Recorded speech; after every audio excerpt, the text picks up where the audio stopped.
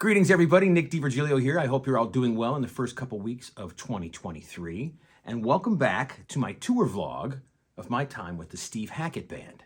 Now, you're probably saying to yourself, Nick, you finished the tour with Steve Hackett about a month ago, and now you're doing your final tour vlog? Well, you know, as I'm sure it happens with all of you out there sometimes, life got in the way and just all kinds of things were happening when I got back, and getting behind the computer and editing up a tour vlog just didn't happen until now. So I apologize if you were waiting in anticipation for this final tour vlog, but hopefully it'll be worth the wait.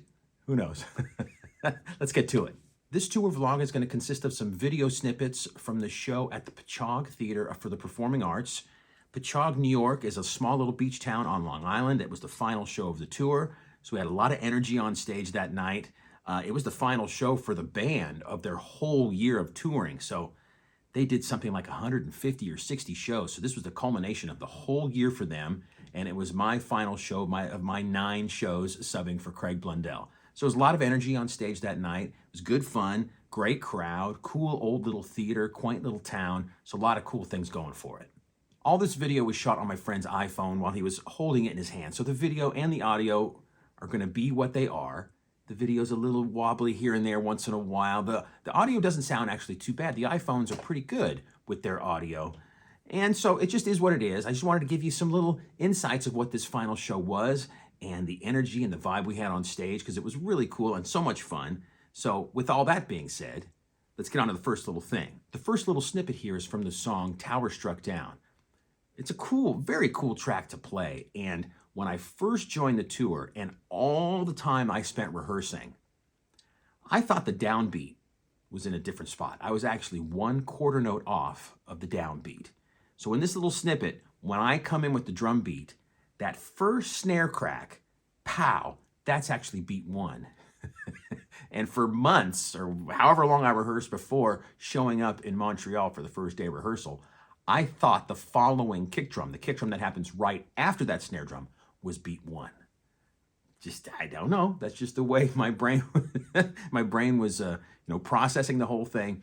So it kind of turned me around a little bit, but once I got it, then it kind of fell into place. And we had some really cool pocket on this track. So check out this little, I don't know, little tiny little chunk of Tower Struck Down.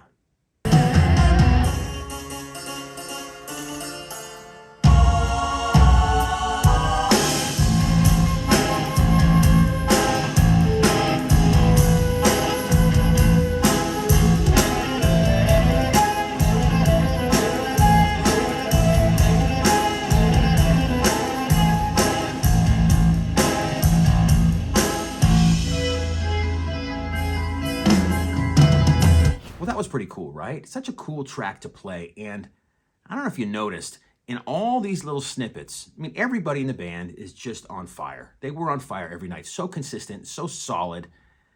But I had the joy, I'm calling it joy because I really feel this way, playing with Jonas Reingold as my rhythm section mate, right? Man, what a feel he has. It's just so grounded and just the pocket, even in that little tiny chunk of Tower Struck Down. You hear how he just goes, bo-go-don, cha-do-do-don. Ah, really cool. And you're going to hear that kind of thing in all of these little snippets. Put your ear on Jonas's playing, because it's just, it's rocking. It's so good. Okay, so now on to the next little snippet. This is the song that happened right after Tower Struck Down in our set, Shadow of the Hierophant. I think I'm saying that right, Hierophant. We only played the second half of the song, the big build-up long section that has the melody sequence that is repeated 7 times. This whole melody sequence is repeated 7 times. And you have to start kind of small because it builds. Each time it builds more and more and more. I'm about halfway through in the snippet I have here because it is pretty long. So I just picked this, like the second half where we're kind of already into it. And this was a real challenge every night. And I'm glad I had a number of shows to kind of get this going, because you, from the drummer's chair, and I'm sure Craig will probably agree with this, you can't give it all up at the beginning. You got to really build it up and and I don't know, just make it as interesting as possible to the listener. And every night was different, which was another really great thing, because I was free to kind of just go for things, which I didn't expect when I first showed up, that it was going to be so, well, at these certain sections were going to be free like this, to kind of improv and be in the moment. That's what made it was so exciting in that respect, right? So this tune, you got to just build and build. And when it gets the last couple times through, it is so huge. This is like prog music, just the epitome of prog music, just massive. I don't know how loud it was for the crowd out front, but it had to be loud. But this is like the bass pedals are just on 11, and everybody's just like, ah! And I get to kind of go off and go over the bar line, all kinds of fun stuff. So I'm going to shut up now. And this is a little chunk of Shadow of the Hierophant. Here we go.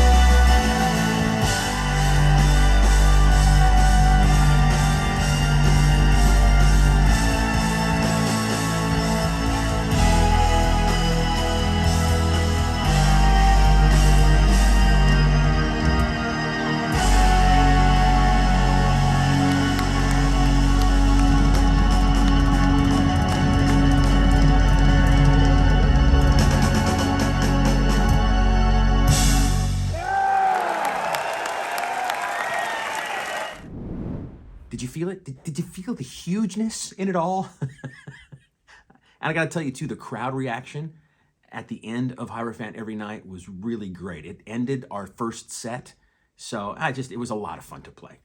Now I'm going to take a step back a little bit, go backwards a tiny bit in the set to Jonas's bass solo. Every night, Jonas did an amazing bass solo, totally off the cuff, just showing his ability on that instrument in such a beautiful way. And after a couple of shows into the tour, he asked if I would play along with him, maybe do a little something kind of funky. And this is where I want to point out his expertise, his groove, his pocket. He gets to a certain section in the solo. This is after all of the kind of ethereal parts of his solo. And we're grooving now. We're doing a little funky jam kind of thing. And just listen how he gets into this spot where he gets to one section on his bass and he just stays on this pattern. And it's so locked in. It's so much fun. And then we get a little crowd participation going. I don't know, just check it out. It's really cool.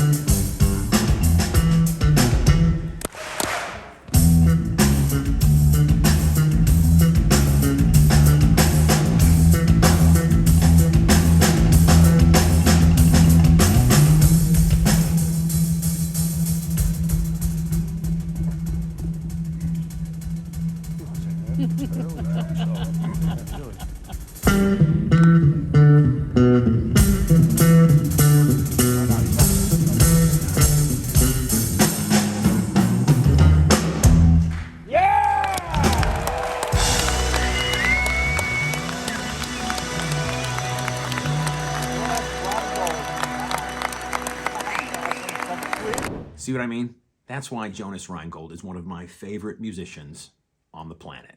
Guy knows how to do it, really know how to do it all, because he can play all of this super technical proggy stuff. He's a great jazz player. And then when he wants to just lay it down and give you some sauce, the man certainly knows how to do that.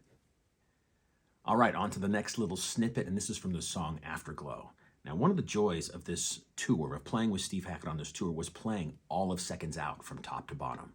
That record was huge for me as a kid. I played to that record every day when I was a teenager. It really was a big one for me. And there's certain drum fills throughout that record, to me, that are just really iconic. And I tried to do them every night. I didn't pull them off perfectly every night, but I tried. And this little part is from the end of Afterglow, where there's a big, long tom fill. If you remember from Seconds Out, Chester and Phil are playing at the same time when they did this fill, so it's really big and solid, and they just nail it. I tried to do that. And then the one after that is a China and snare drum little fill. So a couple little iconic things that I got to do every night with Steve Hackett. How cool is that?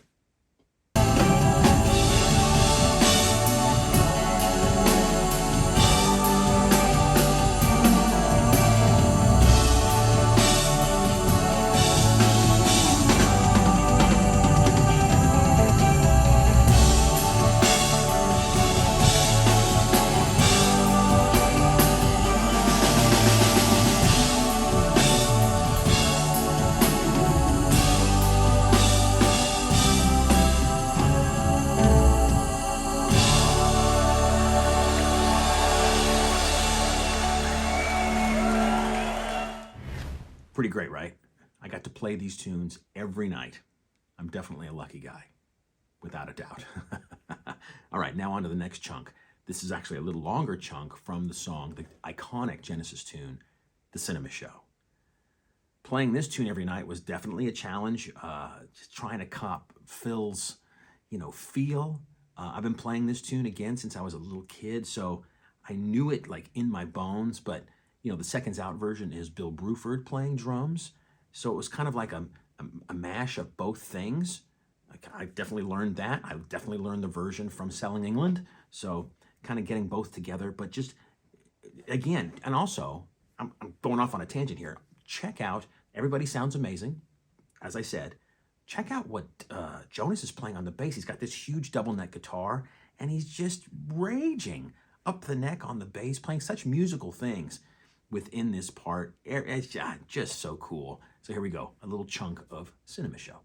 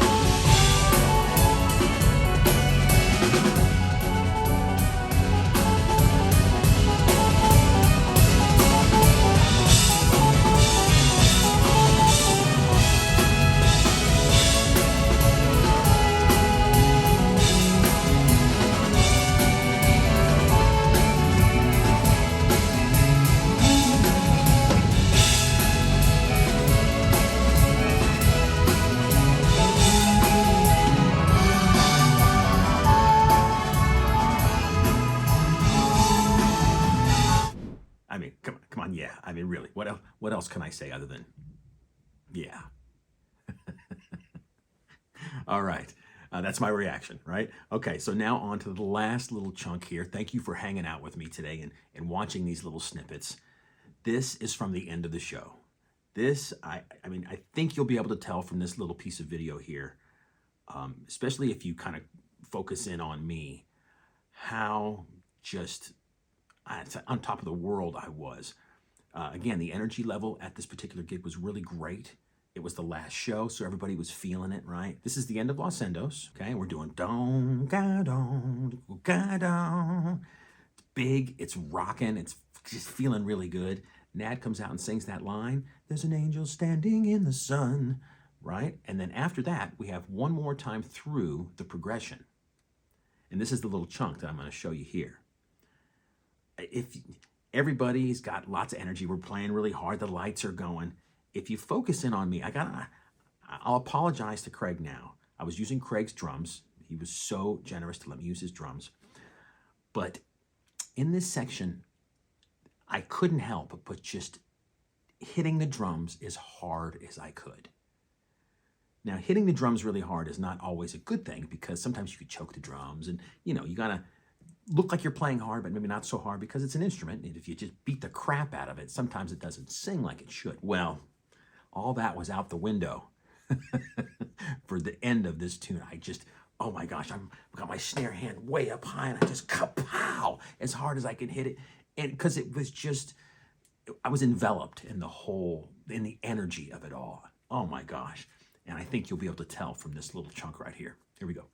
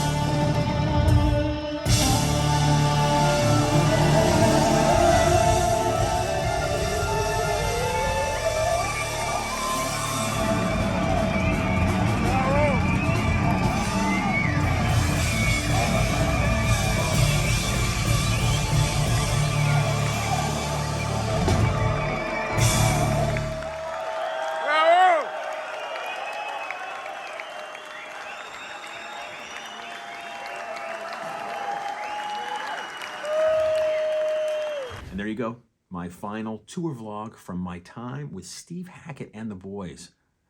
What a great time, what a great memory I'm going to cherish, really, forever. Steve and Joe Hackett, fantastic people. Everybody in the band, of course, and the crew, everybody treated me so well. The gigs were great. It was just so much fun. Thank you once again to Craig Blundell for allowing me to be your sub for these 9 shows. You've really given me a great gift, man. Thank you so much. And that's it, everybody. I hope you all have a fantastic 2023. Make sure you keep supporting Steve Hackett and his amazing music. I think he's going to be making some new solo music, if I'm correct in that. And he's going to be out there touring again in 2023. So support the guys. Go see the shows. It's always going to be a great time because they are true professionals and they know how to rock. It's a great time. Thanks so much, everybody, for hanging out with me. We'll see you again soon. Cheers.